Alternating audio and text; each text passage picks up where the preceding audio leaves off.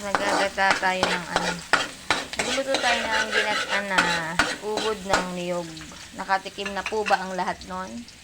Una, naggisa muna po ako ng bawang, sibuyas, saka luya para hindi malansa. Tapos, ibuhos na natin ang mahiwagang karninas. Yan, karninas muna. Yan, isa muna ang ating ilagay. Pero, dalawa po yung ilalagay ko.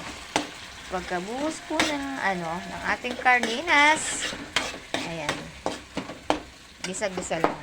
Tapos, ilalagay natin ang ating pinakuluang, hindi siya labong ha, ubod ng niyog.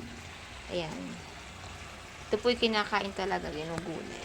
Ayan, lagay na po natin ang ubod ng niyog. Yan po ay, inalasan ko na ng sabaw. Ubod ng niyog. Oh, may nagiging na pambalot. Tapos, lalagyan po natin, malambot na po ito dahil siya ay aking ang pinakuluan ng matagal.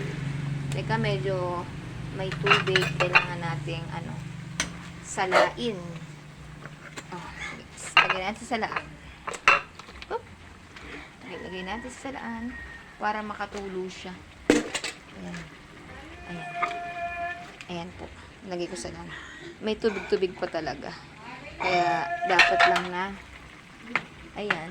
Kaya lang po, pinapatulo-tulo ko pa kasi may tubig pa eh. Dapat walang tubig.